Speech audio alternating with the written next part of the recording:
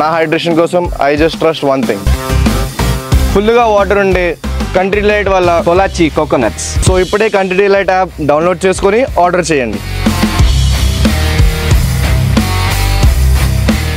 పాకిస్తాన్కు 4 దేశాలు సరిహద్దు దేశాలు. 1 ఇండియా, 2 ఆఫ్ఘనిస్తాన్, 3 ఇరాన్, 4 చైనా. ఈ 4 దేశాలతో పాకిస్తాన్కున్న సంబంధాలు చూస్తే ఆశ్చర్యం వేస్తుంది మనకు.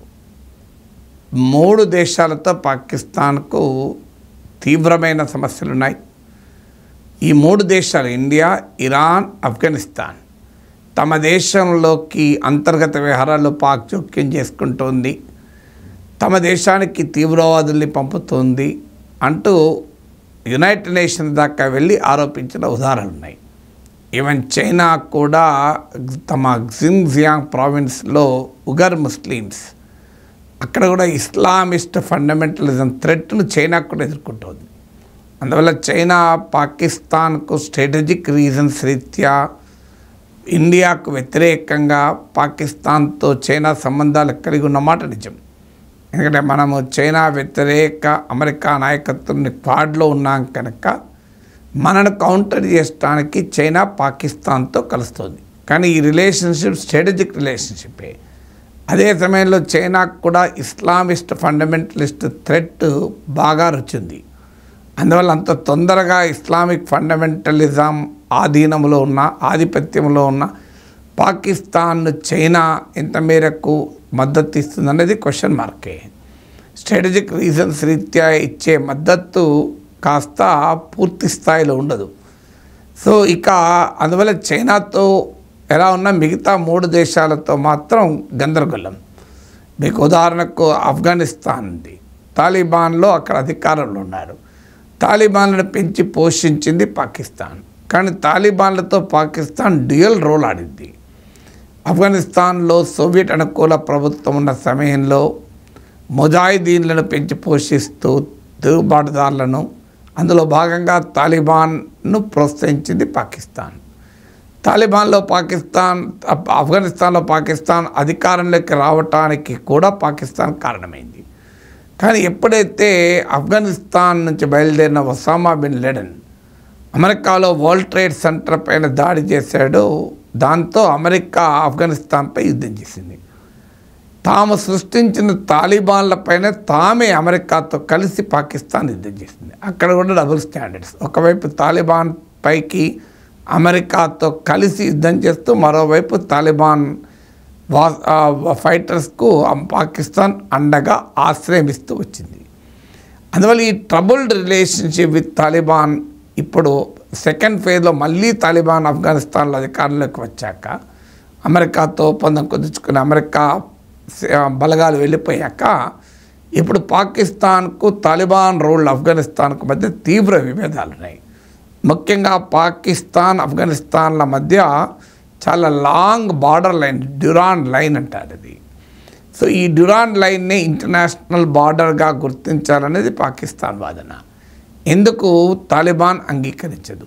ఎందుకంటే తాలిబాన్కు నాయకత్వం వహిస్తున్న పష్తూన్ జాతి ప్రజలు ఈ డ్యూరాన్ లైన్కు అటు ఇటు ఉన్నారు. ఆఫ్ఘనిస్తాన్లో ఉన్నారు, పాకిస్తాన్లో కూడా ఉన్నారు. అందువల్ల వీళ్ళందరినీ కలిపి పష్తూనిస్తాన్ అంటే పష్తూన్ భాష మాట్లాడే ప్రజలకు ఒక దేశం కావాలని డిమాండ్ ఉంది. దీన్ని పాకిస్తాన్ అంగీకరించదు. ఎందుకంటే అదే జరిగితే పాకిస్తాన్ ముక్కలవుతుంది. ఆఫ్ఘనిస్తాన్లో పష్తూన్ ఆధిపత్యం ఉన్న తాలిబాన్లు మాత్రం పష్తూన్ జాతీయవాదానికి అనుకూలంగా ఉన్నారు. అందుకే దాని నుంచి పుట్టిందే టెహ్రీక్ తాలిబాన్ పాకిస్తాన్. ఇది నేరుగా తాలిబాన్ అనుబంధ సంస్థ కాకపోయినా తాలిబాన్ ఐడియాలజికల్ ఇన్ఫ్లుయెన్స్లో పనిచేసేటువంటి సంస్థ. ఇక పాకిస్తాన్ పైన తాలిబాన్కు మరో కంప్లైంట్ కూడా ఉంది. చాలా రిజిడ్ ఇస్లామిక్ ఐడెంటిటీతో ఉన్న ప్రభుత్వంగా లేదు, ఇంకా ఉన్మాద ప్రభుత్వంగా ఉండాలి అని.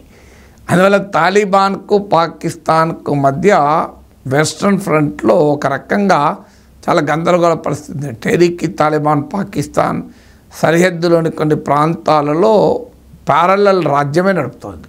అక్కడ పాకిస్తాన్ రూల్ పనిచేయదు, టెహ్రీక్ తాలిబానే నడుపుతుంది. ఇది కాక పాకిస్తాన్లో 44% ల్యాండ్ బెలూచిస్తాన్, బెలూచిస్తాన్ పైలో హిస్టారికల్గా బెలూచి లిబరేషన్ ఆర్మీ ఫైట్ చేస్తుంది. సో అందువల్ల ఇటు బెలూచీలు, పష్తూన్లు రెండు కీలకమైన తెగలు పాకిస్తాన్ ప్రభుత్వం పైన, పాకిస్తాన్ రాజ్య వ్యవస్థ పైన Baloch liberation army, Tehreek Taliban Pakistan అనే సంస్థల పేరిట సాయుధులై పాకిస్తాన్ పైన పోరాడుతున్నారు. దీనికి తోడు పాకిస్తాన్లో లాంగ్వేజ్ వార్ ఉంది. ఎథనిక్ వారే కాదు, పంజాబీ భాష మాట్లాడేవారు, పంజాబ్ బేస్డ్గా ఉన్నవారు పాకిస్తాన్ ఆర్మీని, పాకిస్తాన్ పొలిటికల్ ఎస్టాబ్లిష్మెంట్ను డామినేట్ చేస్తారు. దీంతో పంజాబీ ఆధిపత్యాన్ని సింధ్, బెలూచ్, ఖైబర్ పఖ్తూన్ఖ్వా ఇలా ఇతర రాష్ట్రాల్లో, ఇతర ప్రాంతాల్లో నిరసన ఉంది. ఇదేంటి పంజాబీ డామినేషన్? ఇప్పుడు army veterans including Asim Munir అక్కడి నుంచి వచ్చిన వాడే, షబాజ్ షరీఫ్ అక్కడి నుంచి వచ్చిన వారే.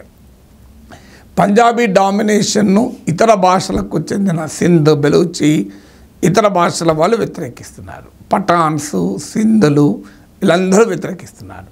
ఇందులో ఇంకో ఆశ్చర్యం ఏంటంటే, పోనీ పంజాబీ భాష అయినా పాకిస్తాన్లో గౌరవప్రదమైన హోదా ఉందా అంటే అది కాదు. మళ్ళీ పంజాబీ భాషకు కూడా సెకండరీ గుర్తింపే ఎడ్యుకేషన్లో, అఫీషియల్గా కూడా. దీనికి కారణం ఉర్దూ ఇంపోజిషన్. ఎందుకంటే పాకిస్తాన్ ఉర్దూను ఇస్లాంతో ముడిపెట్టి చూస్తుంది. యాక్చువల్గా ఇటీవల భారత సుప్రీంకోర్టు కూడా తీర్పు చెప్పింది, ఇస్లాంను మతం కోణంలో చూడకూడదు. ఎందుకంటే ఉర్దూను మతం కోణంలో చూడకూడదు, భాషకు మతానికి సంబంధం లేదని. కానీ పాకిస్తాన్ అనుసరిస్తున్న ఈ టూ నేషన్ థియరీలో భాగము ఉర్దూ నేషనలిజం. అంటే ఉర్దూను దేశాన్ని ఒకే రకంగా చూస్తుంది, ఉర్దూను మతాన్ని కూడా ఒకే రకంగా చూస్తారు. దానివల్ల ఏం జరిగింది, తూర్పు పాకిస్తాన్లో బంగ్లా జాతీయవాదం ఉర్దూ డామినేషన్కు వ్యతిరేకంగా మొదలై చివరకు ఆ దేశం ముక్కలయటానికి కారణమైంది. అందువల్ల ఈ imposition of Urdu, Punjabi domination, the ethnic divisions Pakistan ఒక రకంగా ఉక్కిరిబిక్కిరి చేస్తున్నాయి. దీనికి తోడు సున్నీ షియా గందరగోళం కూడా ఉంది పాకిస్తాన్లో. పాకిస్తాన్లో 85% సున్నీలు, 15% షియా కమ్యూనిటీ. మీకు పొరుగున్న ఇరాన్ ఇదే షియా డామినేటెడ్ కంట్రీ. సో అందువల్ల ఈ షియాల పైన సున్నీ అతివాదులు దాడులు చేస్తూ ఉంటారు. సో సున్నీ తీవ్రవాదులు, ఇప్పుడు ఆఫ్ఘనిస్తాన్లో తాలిబాన్ సున్నీ డామినేటెడ్ కమ్యూనిటీ.